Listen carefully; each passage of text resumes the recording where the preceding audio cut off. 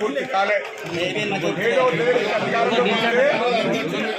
ఈరోజు TRS party అసహనానికి గురై కాంగ్రెస్ పార్టీని 460 420 చీటర్స్ గా ఒక బుక్లెట్ రిలీజ్ చేసింది. మేము అడుగుతాను, నెల రోజుల లోపల ఇచ్చిన హామీల్లో ప్రధానమైనటువంటి మహిళలకు ఉపయోగపడే ఉచిత బస్ సౌకర్యము 10 లక్షల ఆరోగ్యశ్రీ ఇప్పటికే అమలవుతుంటే మిగతా గ్యారెంటీలకు సంబంధించి ప్రజాపాలన పేరు మీద యావత్ రాష్ట్ర వ్యాప్తంగా 6 గ్యారెంటీల అప్లికేషన్లు తీసుకుంటాను. ఈ సందర్భంలో ఎందుకు టీఆర్ఎస్ పార్టీ అసహనానికి గురైతుందని అడుగుతా ఉన్నాం. ఇది ప్రజాస్పందన చూసేటటువంటి మీ ఈర్షణ, మీ ప్రభుత్వం మీద జరుగుతున్నటువంటి వాస్తవాలు బయటికి ప్రజలకు ఈ గల్లా గురికి తెలంగాణ రాష్ట్ర ఖజానా ఖాళీ చేసింది కాబట్టి మీరు ముందుగానే ప్రభుత్వాన్ని విమర్శించే ప్రయత్నం చేస్తా ఉన్నారా?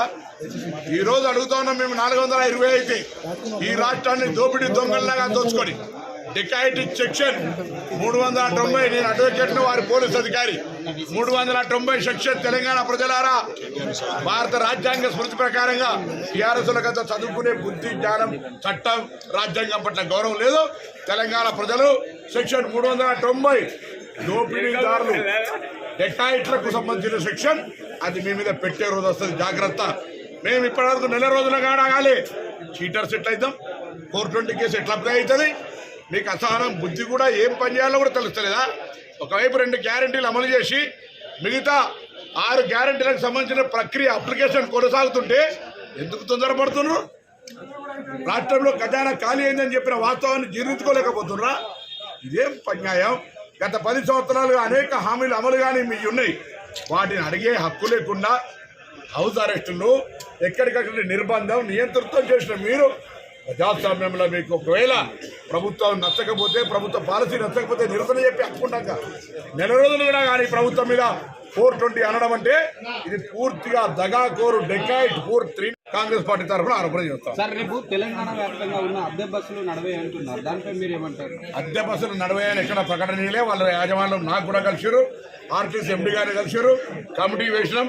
10 రోజుల సమయం లోపల వాళ్ళ యొక్క గ్రీవెన్స్, వాళ్ళ యొక్క బాధను ప్రభుత్వం వింటది, పరిష్కరిస్తుంది. సమ్మెకు అటువంటి పోయే అవకాశం లేదు. ఒకవేళ మేము వాళ్ళకు న్యాయమైన కోరిక వినకపోతే కదా ఆ సంఘాన్ని కూడా అడగండి, వాళ్ళు ప్రకటన ఇవ్వలేదని చెప్తా ఉన్నారు. ఇది కొంతమంది దొంగలు సృష్టిస్తున్నటువంటి రాజకీయం. బస్సు యజమానుల సంఘం నన్ను కలిసింది, ఆర్టీసీ ఎండీ గారిని కలిసింది, వాళ్ళు మీటింగ్ అయింది, స్పష్టంగా వాళ్ళ అంశానికి ఒప్పుకున్నారు. దీని మీద తెలంగాణ ఆర్టీసీని చూసేటువంటి, ట్రాన్స్పోర్ట్ను చూసేటువంటి ప్రెస్ మీట్ ఆ యొక్క సంఘ నాయకులతో మాట్లాడమని కూడా కోరుతా ఉన్నా. మేము సానుకూలంగా ఉన్నాం. ఇది కాదు, ఆటో కార్మికులకు ఒకవేళ నష్టం జరిగితే కూడా మేము ఓపెన్ బహిరంగంగా దేవాలయం ముందు నిల్చొని చెప్తా ఉన్నాం. వాళ్ళకు వ్యతిరేకం కాదు.